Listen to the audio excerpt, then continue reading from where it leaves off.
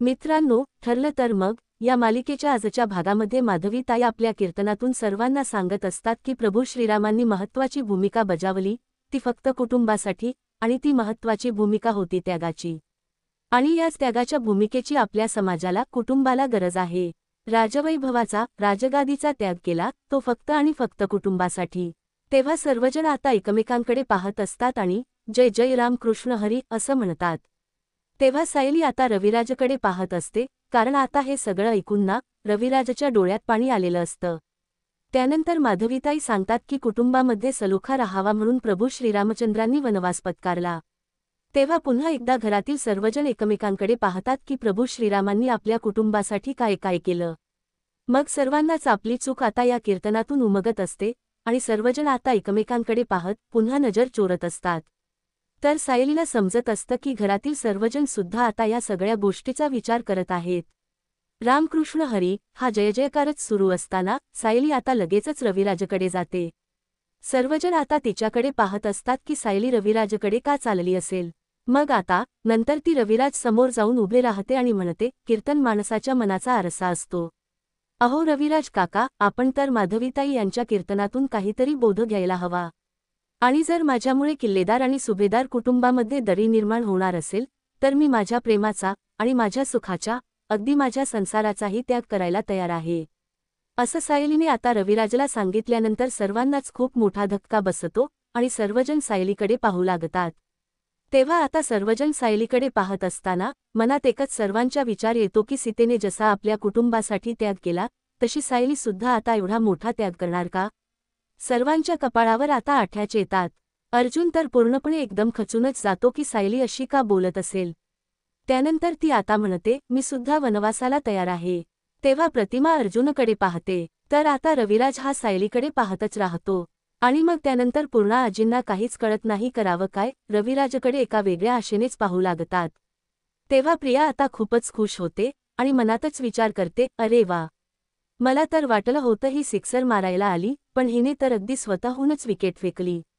कळत नसत आता करावं काय. सायली अशी का वागते याचं उत्तर त्याला अजून मिळालेलं नसतं. म्हणूनच तो आता लगेचच चैतन्याकडे पाहतो. तेव्हा चैतन्य त्याला शांत करतो.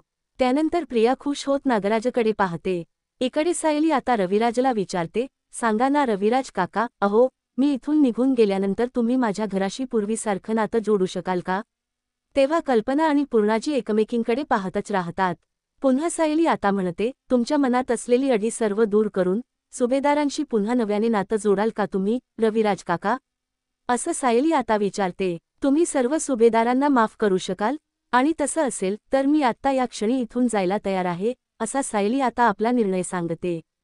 तेव्हा रविराज तर आता एकदमच शॉक होतो आणि घरातील सर्वजण सुद्धा. सगळेजण आता सायलीकडे पाहू लागतात. चेहऱ्यावर काळजी असते, तर प्रिया मात्र खूपच खुश असते. मग आता त्यानंतर सायली लगेचच माघारी फिरते आणि अगोदर देवाचं दर्शन घेते. आता घरातील सर्वांना असं वाटतं की सायली आता चालली, म्हणून सर्वजण खूपच टेन्शनमध्ये येतात आणि सायलीकडे पाहत असतात. तेव्हा अर्जुनला तर काय करावं सुचत नसतं. त्यानंतर रविराज आता पाणवलेल्या डोळ्यांनी सायलीकडे पाहत असतो. तेव्हा आता लगेचच प्रतिमा त्याच्या जवळ जाते आणि त्याला म्हणते, तुम्ही एवढा कसला विचार करताय, मला कळतच नाही. अहो, तुम्ही सायलीला कुठेही जाऊ देऊ नका. प्लीज रविराज, अहो चूक कोणी केली आणि शिक्षा कोणाला मिळते, जरा याचा विचार करा तुम्ही. असा हा आता अन्याय होऊ देणार आहात का सायलीवर? मग आता सायली सगळं काही सोडून खरंच निघालेली असते. प्रतिमा आता रविराजला रिक्वेस्ट करते, अहो थांबवा ना तिला. प्लीज प्लीज थांबवा ना. आता लगेचच अर्जुन हा उठायला जातो आणि सायलीला अडवणार असतो. पण आता चैतन्य म्हणतो, थांब अर्जुन थांब. सायली वहिनी असं वागणं शक्यच नाही. अरे, तिच्या मनात नक्कीच काहीतरी असेल. तू जरा समजून घे तिला, धीर धार. त्यामुळे आता यात तू अजिबातच पडू नकोस, असं अर्जुनला तो साफ ताकीदच देतो. तेव्हा अर्जुन आता सायलीकडे पाहतच राहतो आणि अगदी रडकुंडीला आलेला असतो. त्यानंतर तो आशेनेच आता रविराजकडे पाहतो. कारण रविराजने थांबवलं, हा रुसवा मिटवला, तरच सायली थांबेल, अन्यथा नाही, हे अर्जुनला चांगल्यापैकी माहीत असतं. तेव्हा घरातील सर्वजण आता सायलीकडे पाहू लागतात. तर कल्पनालाही आता टेन्शनच येतं की सायली खरंच जाते की काय. आता रविराजकडे सर्वजण वेगळ्याच आशेने पाहू लागतात. आता सायली दाराबाहेर पाऊल टाकणार असते आणि कायमची वनवासाला निघालेली असते. तेवढ्यातच रविराज म्हणतो, थांब सायली. आता लगेचच अर्जुन हा उठायला जातो आणि सायलीला अडवणार असतो. पण आता चैतन्य म्हणतो, थांब अर्जुन थांब. सायली वहिनी असं वागणं शक्यच नाही. तेव्हा सायलीची पाऊल आता आपोआपच थबकतात. सर्वजण रविराजकडे पाहत असतात. तर प्रियाला आश्चर्याचा धक्काच बसतो, कारण तिच्या चेहऱ्यावरचा रंगच उडतो. रविराजने थांबवलं कसं काय, हा प्रश्न तिला पडतो. तर आता सायलीला खूपच आनंद होतो, कारण तिला कुठे ना कुठे कॉन्फिडन्स असतो की रविराज काका असं कधीही होऊ देणार नाहीत. सायली आता मागे वळून पाहते आणि मग रविराज सुद्धा सायलीकडे पाहत असतो. आपल्या लेकीचा भास त्याला तिच्यामध्ये होत असतो. मग आता तो सायलीला म्हणतो, तू इथून ना कुठेही जायचं नाहीये. सुभेदारांकडून चूक तर झालेली आहे, आणि फक्त चूक नाही, तर कधीही माफी देता येणार नाही, एवढा मोठा गुन्हा घडलाय. पण मी एवढा निष्ठुर सुद्धा नाहीये की त्यामुळे कुणाचा संसार सुद्धा मोडेल.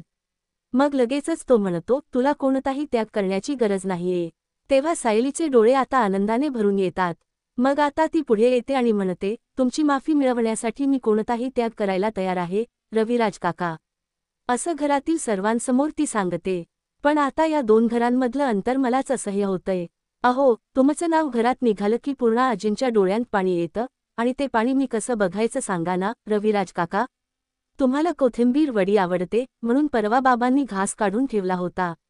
आणि त्याची ही किंमत कुठल्या हिरा मोत्यांनी करायची, रविराज काका? अहो, तुमच्या कपाळावर उठलेली एक आठी, ही माझ्या पाठीवर उमटलेल्या एक आसुड्यासारखी वाटते मला. आता मला हे सहन नाही होतं. असं ती अगदी मनापासून सर्वांना सांगत असते.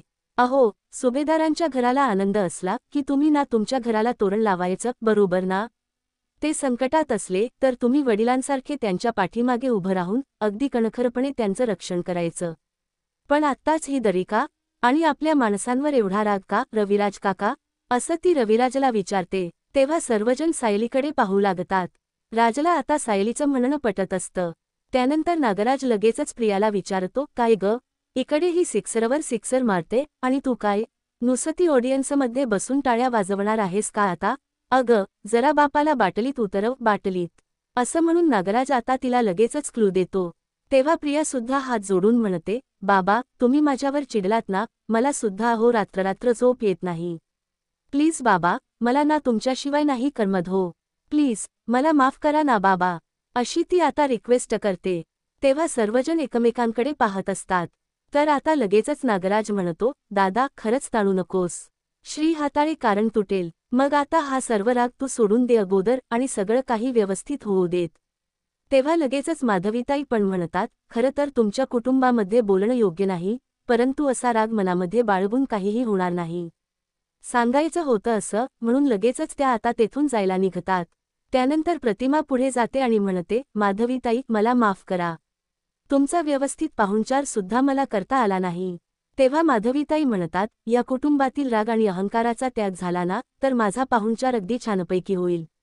आता येते मी. त्यानंतर माधवीताई आपल्या सर्व त्या टाळकऱ्यांसमवेत तेथून जातात. मग सर्वजण त्यांना निरोप देतात. तेव्हा आता सुमन म्हणते, माधवीताई, जे बोलले ना रविराज भाऊजी, ते असं वाया जाऊ देऊ नका प्लीज. मग ती सुद्धा रिक्वेस्ट करते. रविराज विचार करतो. तेव्हा पूर्ण आजी म्हणतात, हे पहा रविराज, आम्हाला कोणत्याही प्रकारची तुमची अजिबातच फसवणूक करायची नव्हती.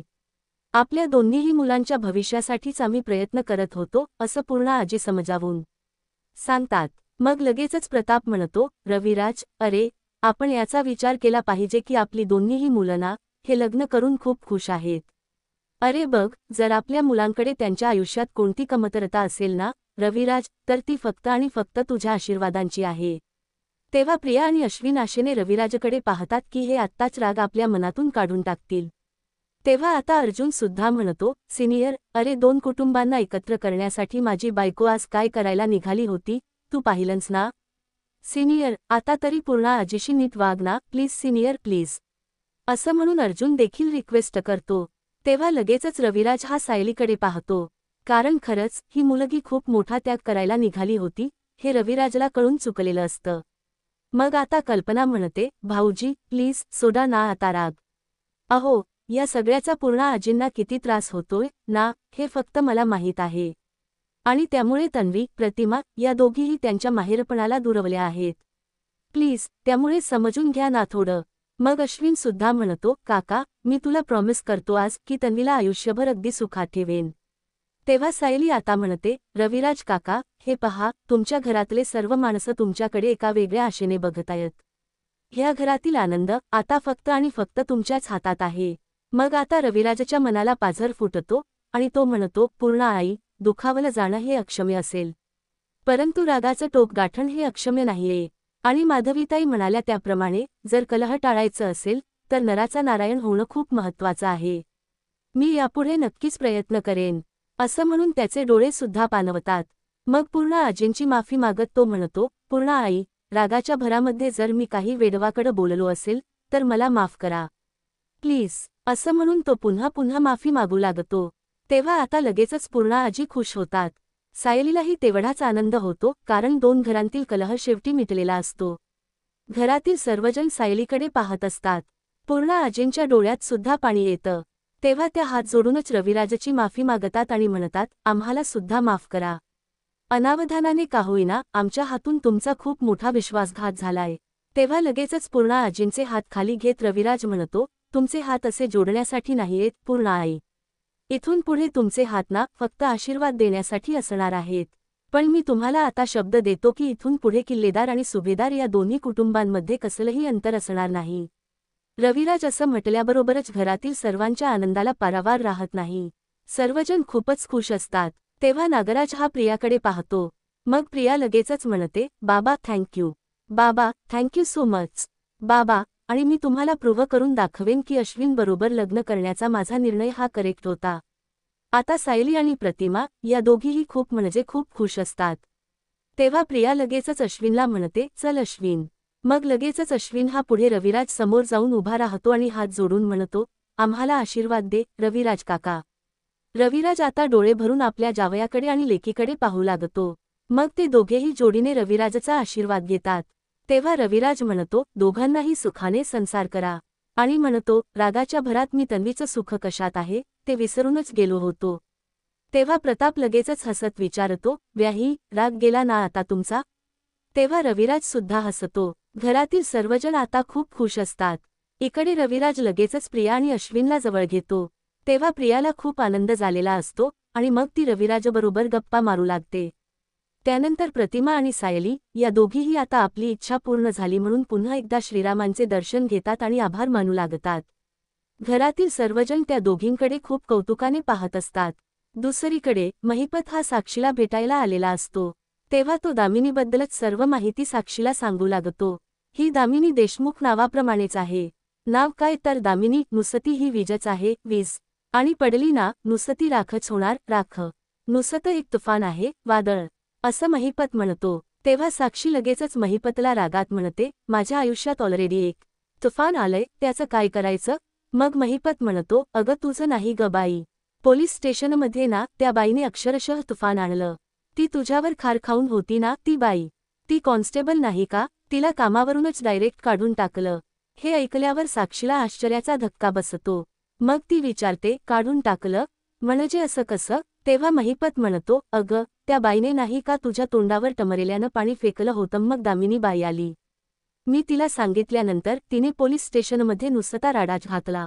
मला म्हणाली ती जा म्हणून आणि कंप्लेंट लिहा. मी काय गेलो आणि लगेचच कंप्लेंट लिहिली आणि मग त्या बाईला लगेचच त्या कामावरून काढून टाकलं. मग लगेचच साक्षी विचारते, खरंच का अण्णा. तेव्हा अण्णा म्हणतो, हो अगं खरंच. आता तरी हास ना जरा पोरी, तुझ्या चेहऱ्यावरचा आनंद मला बघायचा आहे. आता त्या दामिनीने दाखवून दिलं आहे की ती बाई काय काय करू शकते. एकदा तिने केस घेतली ना मग तिला कुणीच नडायचं नाही असं असतं. आणि तिने आता कुणाची केस घेतली आहे तर आपली केस घेतली आहे म्हटल्यानंतर काय होणार, तिच्याशी कोणीच नडत बसणार नाही. अर्जुन सुभेदारच्या तरकोर्टामध्ये अशा चिंध्यात ती करून टाकेल. मग आता साक्षी अण्णाचं बोलणं ऐकतच राहते. मग लगेचच तिथे महिपत मोठ्या आवाजात म्हणतो, वाट लावणार, वाट लावणार. देशमुखबाई सर्वांची वाट लावणार. आणि नाचत असतो. तेव्हा साक्षी म्हणते, काय चाललंय अण्णा तुमचं, जरा गप्प बसा की. तरीही अण्णा गप्प बसायला तयारच नसतो. तेवढ्यातच एक कॉन्स्टेबल येतो आणि लगेचच महिपतला गप्प करत म्हणतो, काय चाललंय, निघा बाहेर नाहीतर. मग साक्षी म्हणते, नाही सॉरी हा, असं म्हणून ती अण्णाला गप्प करते. त्यानंतर कॉन्स्टेबल सुद्धा तिथून निघून जातो. तेव्हा महिपत म्हणतो, काय चाललंय याचं, आता याची सुद्धा कंप्लेंट करू की काय देशमुखबाईकडे, म्हणजे यालाही ना कामावरून काढून टाकतील. तेव्हा साक्षी म्हणते, असं आहे का, जरा शांत बसा. त्या कॉन्स्टेबल बाईला कामावरून काढून टाकलं तर माझा काय फायदा झाला त्यामध्ये? अण्णा, मला ना इथून बाहेर निघायचं आहे. आणि यामध्ये जर तुमची ती दामिनी देशमुख काही करू शकत असेल ना तरच मी तिला मानेन, अन्यथा नाही. तेव्हा अण्णा लगेचच विचारतो, तुझा माझ्यावर भरोसा राहिलेला नाहीये ना? मग ठीक आहे, पण ती दामिनी देशमुख आहे ना, तिच्यावर जरा तू भरोसा ठेव. कारण तुला इथून बाहेर काढण्याचा सगळा प्लॅन तिने केलेला आहे. ती इथे येईल आणि तुलाही प्रश्न विचारेल. आणि जे जे काही घडलं ते सगळ्यांचं खरं सांगायचं, समजलं? ती इथे आल्यानंतर तू बघशीलच तिला की दामिनीबाई नक्की काय चीज आहे. तेव्हा साक्षी आता दामिनीचाच विचार करू लागते. इकडे अर्जुन आणि सायली आता घरी आलेले असतात. सायलीने कपडे चेंज केलेले असतात. मग ती लगेचच अर्जुनला म्हणते, मला ना खरंच काही सुचत नव्हतं. आता ना डोकं जरा हलकं झाल्यासारखं वाटतं. श्रीरामांची कृपा झाली म्हणायचं. हो, कारण आता रविराज काकांचा राग तर पूर्णपणे गेला. अर्जुन आता तिचं बोलणं ऐकण्याच्या मनस्थितीत नसतो. तेव्हा लगेचच तो सायलीकडे रागात पाहतो. ती विचारते, काय झालं हो? तुम्ही एवढे चिडले का? अर्जुन चिडूनच विचारतो, तुम्हाला काही कळत नाही का? तुम्ही आज काय केलंय ते सुद्धा तुमच्या लक्षात येत नाही का? सायली विचारते, असं काय केलंय मी? अर्जुन म्हणतो, सिनियरचा राग काढण्यासाठी तुम्ही मला सोडून जायला निघाला होतात. तुम्ही काय म्हणालात तर संसाराचा त्याग करताय. तुम्ही खरंच मला सोडून जाणार होतात का? असा प्रश्न तो लगेचच सायलीला करतो. तेव्हा सायली विचारते, पण मी गेले का? नाही ना, रविराज काकांनी फायनली मला अडवलंच ना? अर्जुन विचारतो, जर त्यांनी अडवलं नसतं तर मग काय केलं असतं? तुम्ही निघून गेलात असतात का माझ्या आयुष्यातून, संसारातून? सायली म्हणते, मला पूर्णपणे खात्री होती, 100% की रविराज काका असं कधीही माझ्या बाबतीत करणार नाहीत. अर्जुन आता रडकुंडीला येत म्हणतो, म्हणून तुम्ही एवढी मोठी रिस्क घेतली? अहो, तुम्ही तर माझा विचार सुद्धा केला नाही. खरंच तुम्ही निघून गेले असता तर माझं काय झालं असतं याचा विचार सुद्धा तुम्ही का करत नाही आहात? हे पाहताच सायली म्हणते, तुम्ही जरा शांत रहा. जरा शांत. अर्जुन म्हणतो, असं कसा शांत राहू मी? सायली आता त्याला बेडवर बसवते आणि म्हणते, माझं जरा नीट ऐका. अहो, मुळात मी तुमच्यापासून दूर जाण्याचा धोका कधीच पत्करला नव्हता. मी रविराज काकांना नीट ओळखते. ते माझ्यावर कितीही चिडलेले असले तरीही मनातून ते मला त्यांची मुलगीच मानतात. आणि ही गोष्ट मला 100% माहीत आहे. मला सांगा, कुठले वडील त्यांच्या मुलीचा संसार असा उद्ध्वस्त होऊ देतील?